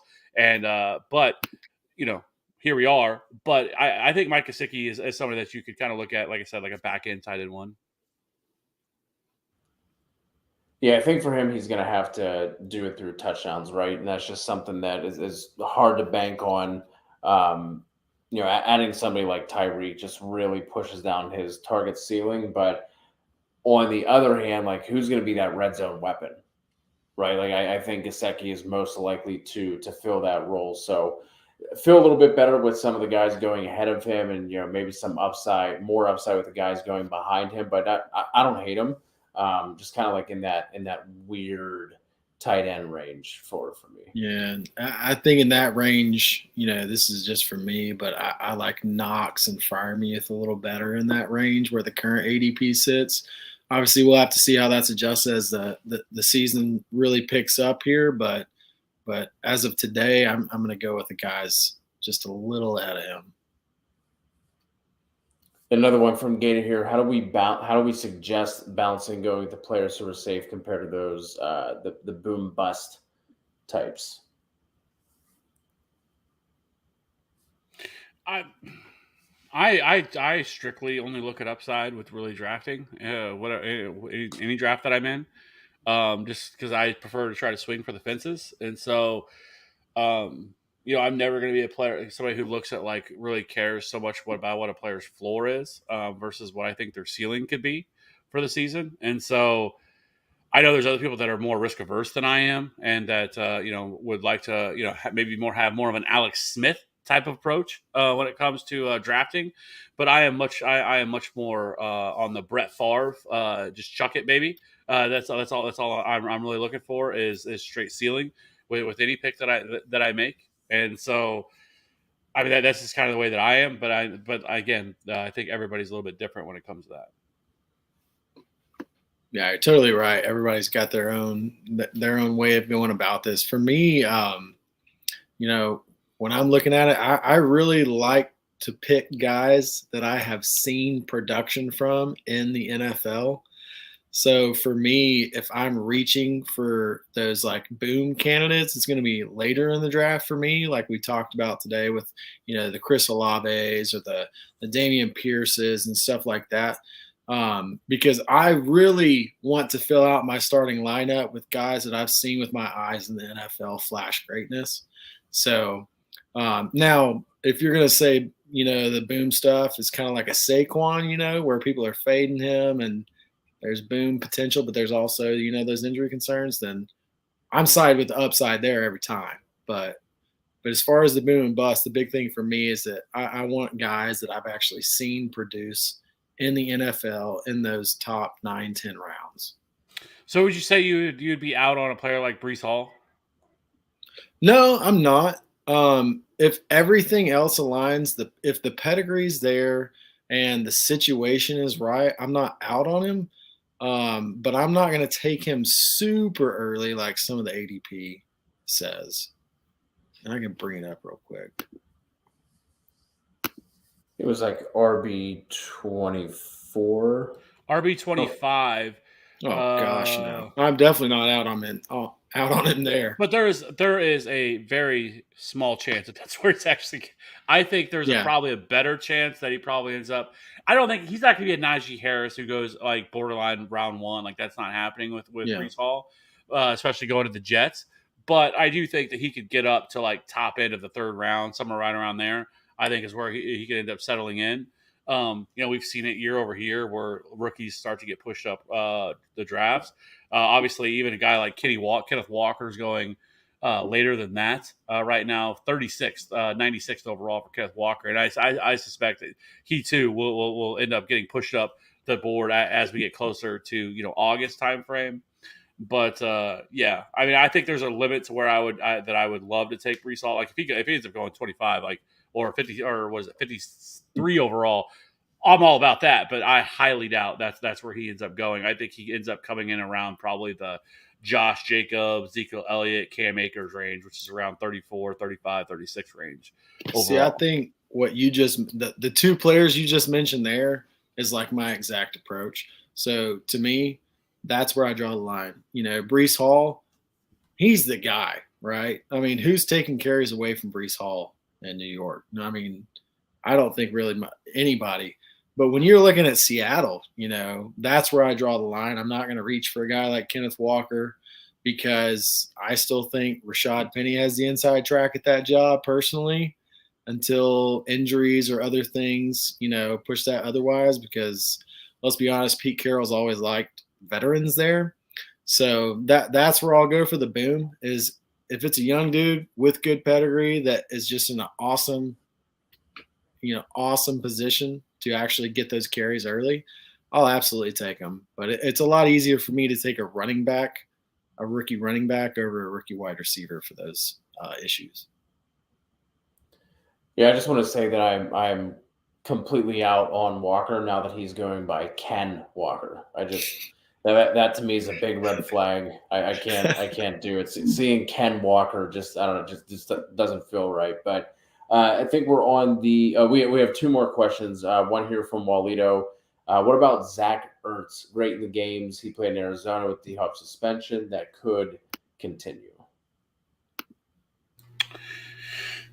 Yeah, I mean, I think where is he being drafted right now? Let me see. I don't mind him. Obviously, he is getting older, but he showed last year that he really definitely has something still left in the tank. He's currently going at 102, tight end 9. So, if you look at him last year, I mean, he really, once he went over to the Cardinals, I mean, he really started to, I mean, outside of a couple of weeks, I mean, he was a very consistent producer. I mean, really a top 12 tight end almost every single week that he played. And so, yeah, I mean, I think Zach Ertz definitely makes some sense, especially with DeAndre Hopkins missing the first 6 weeks of the season. I mean, who's really going to be the big touchdown threat, in terms of like throwing the ball? Obviously, James Conner, but throw it pass the ball. I mean, it's not going to be Hollywood Brown. I mean, he's not going to be the guy you're going to be looking for. Rondell Moore. I mean, a lot of these guys, just so I think the goal line opportunities are going to be there plenty for him. And so, yeah, I mean, I don't mind taking Zach Ertz, who was the tight end 5 last year. So I think he's a guy you could take a shot on as well.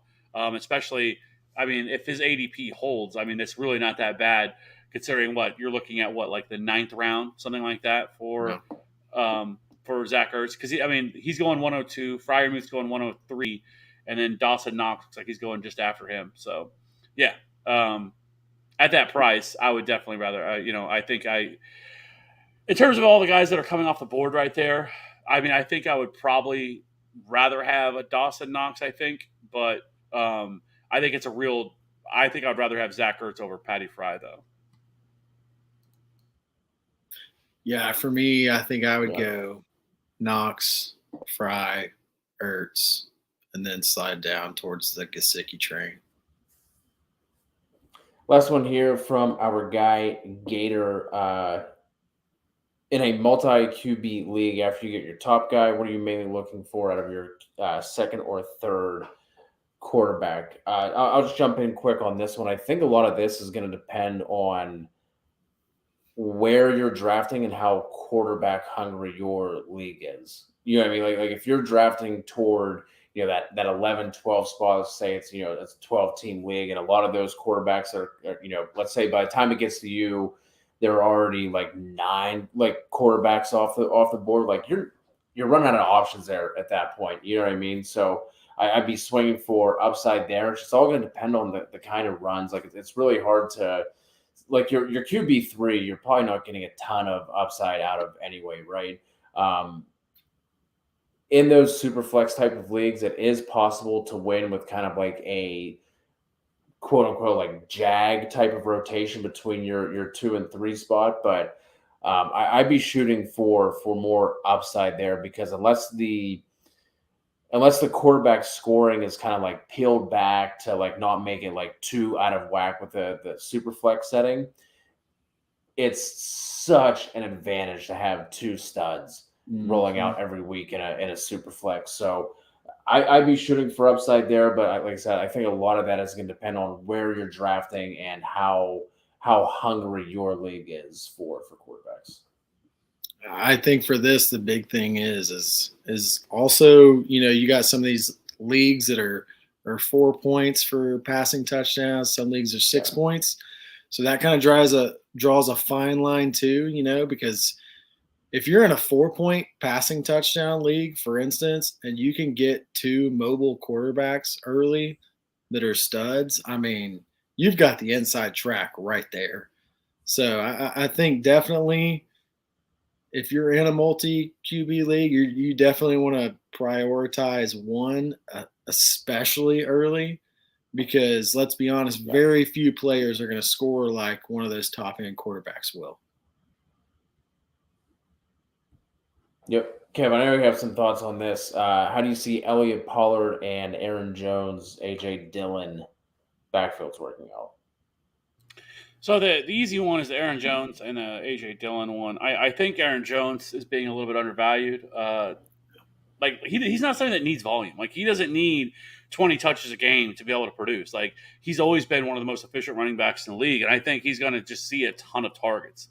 Not that A.J. Dillon's not going to see any, because I think he had like 35 or something like that last year. I can't remember off the top of my head, but Aaron Jones could be relatively. I mean, it's not crazy to say that Aaron Jones could see 80 plus targets this year in this offense, considering the guys that they're missing and stuff like that. So I think he's definitely going to win there. He's probably still going to be a guy who's going to see 10, 11 carries a game as well. And so he's being a little bit undervalued for where I think that he can actually finish. I mean, he's been a pretty consistent RB1 over the last 3 or 4 years. And we've kind of seen the numbers without Devontae Adams. Now, that is a very small sample size as well. So I'm not going to sit here and bank on that, like the guy's going to score 20-plus fantasy points a game, because, I mean, that's kind of the numbers that he's put up without Devontae Adams on the field. But he is in line to see a really sizable target share in this offense. And so I do like him. But I also think A.J. Dillon, as long as his ADP doesn't get out of whack, like he is somebody that definitely offers standalone value. Like he's going to get his, like he's going to get carries, he's going to get goal line opportunities,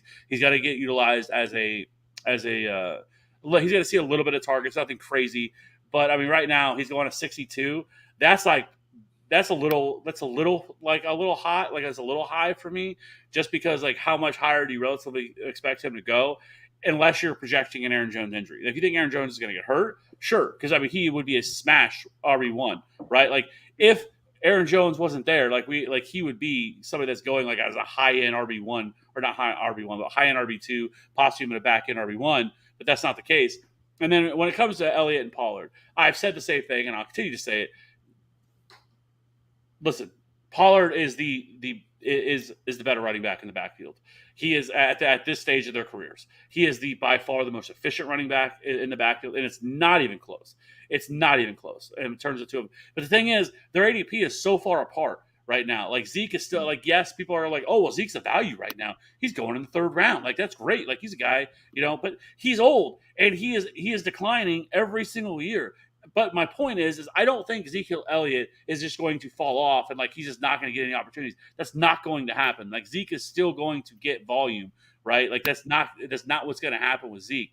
But I don't like what's the upside there? Like at RB19, and I still think that rises. I think people are going to push him up further, and he's going to go a little bit higher than what he's going right now. I think he probably ends up getting up into he's going to end up going ahead of guys like Antonio Gibson. I think James Conner continues to move up, but like right around that range, I think is where he probably goes. Probably around RB15, RB16 by the time all things are said and done, right? And that's just too high because like he has no path. He is not going to win you your league. Like that is not what he's going to do. And if I'm taking a running back in the top 2 or 3 rounds, that is what I'm hoping for. I'm hoping that guy can end up being a league winner for me. And Zeke does not provide that. Yes, Zeke has a decent floor, but that's all he has. He hasn't had a great win rate the last 2 or 3 years of his career. He has continued to decline, but you can take Tony Pollard in the 8th, 9th round, who, if something happened to Zeke, has absolute league winning upside, can be an RB1 for you, and you're getting him in the 8th or 9th round, and he has standalone value. Like he is still going to probably get you 10 to 12 fantasy points a week. And so I am perfectly okay with just punting Zeke. Do not mess with Zeke. Do not take him and just go and take Tony Pollard later. So that's the way that I'm handling it anyways. Like I want no part of Ezekiel Elliott. I've heard he's a value right now. And like, man, he's going, look, you can get him in the 3rd. You can get Zeke in the 3rd round. Like, I don't care. Like, I don't care. Like he is a declining asset. His efficiency continues to drop off year in and year out. He is another year older. And so I don't want any part of it. Like I don't want any part of him whatsoever. Thoughts on Miami running backs, Mostert and Edmonds. Whenever I started filling out the show sheet, this was I almost just put like for the value whoever this running back ends up being, right? No matter who it is. I really don't have a great feel on who that's going to be right now. This situation, obviously, I think is really important to pay attention to throughout training camps and these mandatory mini camps and news that comes out of there, but.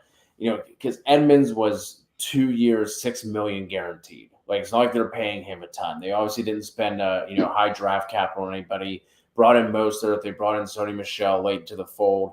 I really don't know who I'm leaning toward. Like I think if I had to lean towards somebody, it would be Edmonds. But if McDaniels is going to be anything like Shanny, it's just going to be whoever he decides is the best, right? And like that's going to be the guy that we see.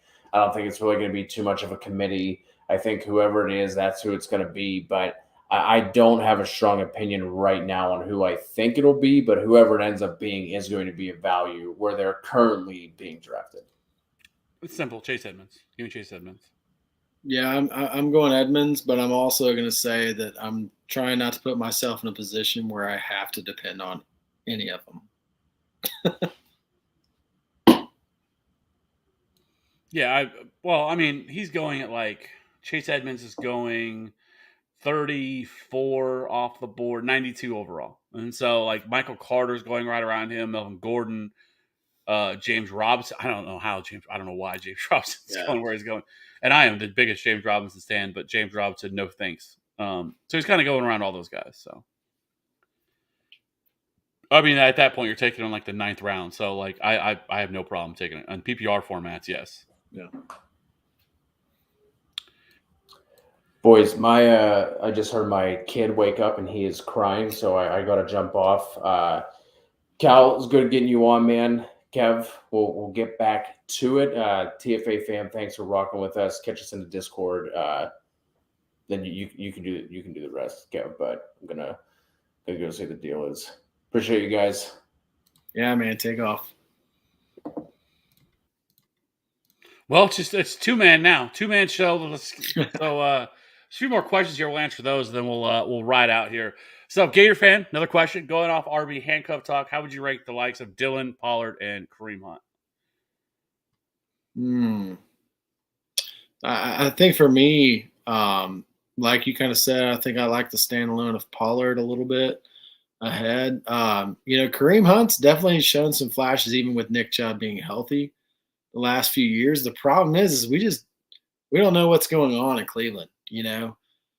So for me, I'm going to go Pollard, Dillon, and then Hunt there.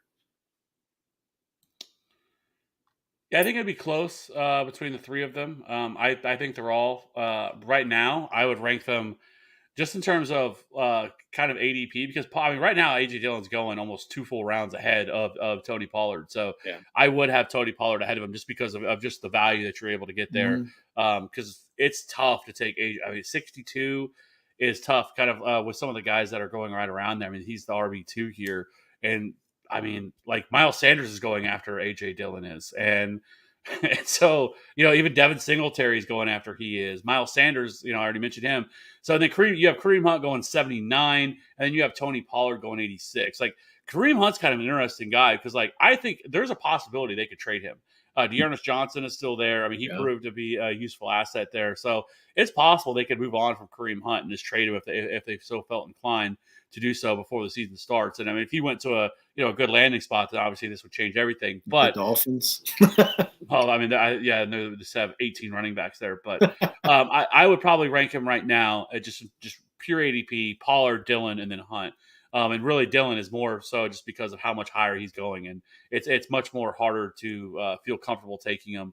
Almost kind of like how much higher do you expect him to be able to finish? Barring any injury happening in Green Bay, and so I think that's a little bit tough. And then looks like lastly we have I heard you mention James Conner. Where are you comfortable drafting him? So right now his ADP is I think great because it is 36th or 16th off the board. Listen, there's obviously red flags with James Conner because he is a guy who's never been able to stay healthy in his career. He just hasn't. Like he constantly gets banged up, but whenever he is healthy, we've seen how good he can be. He was a monster last year, touchdown wise last year. His touchdown rate was off the board, was off the charts, and we saw him once Chase Edmonds went out. He just absolutely killed it. And there really isn't anybody on that depth chart that you're really worried about. Darrell Williams is there. I'm sure he'll get some opportunity, but he's not going to take away a large chunk from James Conner. So if James Conner can stay healthy, he could be an absolute value at 36th overall, somebody that really helps you kind of win your league. But you have that worry in the back of your mind is can he stay healthy, because he has almost every year of his career gotten banged up. But the thing that we always talk about around here is that all running backs get hurt. I think there's only 2 running backs last year that played all 17 games. So the question is how much is he going to get hurt, or how significant of an injury is it going to be? Because he is getting up there in age. He is 27 years old, but the opportunity that lays before him is massive. And there's not many running backs that are going to get the kind of opportunity that he gets. And so, right now, if you waited on running back and guys like Saquon are off the board, I guess let me ask this: where are you comfortable taking? Are you comfortable taking that cost at RB 36 or RB at 36 overall? For me, I am because one of the things I've constantly talked about tonight is looking at what the team has done, and just kind of like what you mentioned there, they brought in backup running backs, not somebody to compete for the job or anything like that. And we've also talked about who is going to get those red zone targets in Arizona tonight. And last year, guess who it was? It was James Conner. And while I expect some regression from those touchdown rates, obviously from last year, I don't expect too much, to be honest. I still expect to see double-digit touchdowns there for sure. He's got some good, pass catching ability too, and I'm just not that scared of Darrell Williams at all. Yeah, I wouldn't either. So so the guys that are kind of going around him right now, so who would you rather have, James Conner or David Montgomery? I think I'd probably go with the Montgomery ceiling, maybe. For me, I would probably go James Conner on that, just because of I think the better offense and probably much more opportunities to score. But I do like David Montgomery and is being a little bit undervalued as well. But David Montgomery is starting to move up. David Montgomery now is going off the board at 29th overall. So, but they are close. And then you have Antonio Gibson. I think it's pretty easy for most people. Yeah. I don't know who's drafted Antonio Gibson where he's going, because 30th overall is where he's coming off the board. I'm like, I don't know who's doing this, because I just don't want any part of Antonio Gibson. And I love Antonio Gibson. I love I'm an him Antonio too. Gibson guy, but there's just so many things going against him right now. And then bringing in Brian Robinson just throws another wrench into it. It was already bad enough they brought back J.D. McKissick, and then now then they go and add somebody like that. It just kills me. So they clearly don't have that much faith in him, and so he's probably going to be relegated to a early down role. He has to go get some targets, but I just can't mess with a guy like Antonio Gibson as much as I love him. So I would definitely take James Conner there. Yeah. Do you agree? Yeah, I'm going Conner there for sure. Like you said, they've added too much there. They obviously are not looking at him as the featured back. And then you have Ezekiel Elliott or James Conner. Which one would you go there? I'm going James Conner there. I agree. I would do the same. And then Josh Jacobs. I'm going James Conner there for sure. J.K. Dobbins. I'm still going with James Conner because I feel like it's a lot safer. Yeah, I think J.K. could have that boom potential, but at that point in the draft, I'm looking at picking somebody who I've seen produce and who I know has a fast track to produce. So I'm going Conner. Yeah, I agree. I would do the same. So I like James Conner a lot. There is that like back of my head, like, man, please stay healthy. Like, Yeah. Like, is this the guy that like we end up all regretting like after the year? Like we should have known this was coming. The landmine that, because listen, there's gonna, like, of all these guys that are going right here, like this top 20, like probably half these guys are going to be landmines, right? Or a really large number of these guys are going to end up being landmines and blowing up in our face, right? And James Conner certainly has a profile that could end up making him that, because again, he's so frustrated because he always seems to get hurt. And, you know, even last year when he finally got a full load opportunity while Chase Edmonds left, I mean, he got hurt. And so, like, I hope he doesn't, because, I mean, the opportunity lays before him is massive, but he is a 27-year-old running back that has dealt with a lot of injuries in his career. So there is some risk there with him. But I think with the guys that are going after him, there's not many guys. Like Cam Akers would probably be the guy that I would have a real debate with of who I would want between them. But the other guys, I would lean pretty easily to James Conner. And so, like, I feel okay with taking him at that spot. But, So, but there certainly is some risk with him. And one thing I try to do with the running backs too is if you take injury out of the equation, I'm going James Conner over most all these guys, because I know if healthy, he is going to consistently produce. He might have I'm pretty sure he had some games last year where he only had about 6 or 7 touches, but he scored 2 touchdowns. You know, so the guy's going to get goal line carries. I think he's going to produce pretty consistently, no matter how those touchdowns and yardage is skewed game to game. I think it's going to be pretty consistent. Yeah. So anyways, so I think he's a pretty safe bet for somebody I'd love to take. So other than that, thanks so much for answering all these questions. Listen, I love doing lives. It's like my favorite way to do this. Like I love, the videos and everything else, but like doing lives is my favorite way. And we are pretty consistently probably going to be going live every single week between now and the rest of the season. There might be a week or two we miss here and there, but for the most part, we will be going live every single week. Obviously, in season, we go live multiple times a week to answer all your guys' questions. And so that's what we're here for, trying to give you guys the best information we possibly can and, make fun of Walito along the way and his takes. But other than that, I appreciate everybody rocking with us. We've been getting a lot of good support lately. We got a lot of videos, a lot of good stuff coming. So, again, you find Cal at, what is it, Rockets FF? Did I get that right? To the moon, baby. So anyways, redraft season is upon us. Football is back. We're really only about a month away from training camp. That's when all the real excitement starts. The Hall of Fame game is like a month and a half away. So a lot of it's coming. Then we'll be ramping up DFS. We'll start getting back into that. Our weekly DFS show will be back with me and Maddie with some special guests there. So I appreciate everybody checking it out. Be sure to jump into our Discord if you're not. I know Gator fan. I know you are. But, if you're in here and you are not in our Discord, it's in the description below. In any one of our videos, you can jump in absolutely free. No questions asked. And we're going to have some special things for our Discord-only members this year that I think we're going to do this year. Maybe some, like, waiver wire exclusive stuff where we go in there and answer waiver wire questions and talk about some of that stuff. So we're going to come up with some more stuff there. But anyways, I appreciate everybody checking it out. Again, I appreciate everybody rocking with us all. And we will see you guys here very soon. Back with us some more videos. So hope everybody has a good rest of the night. Have a good weekend, and we will see you on the next one. Bye.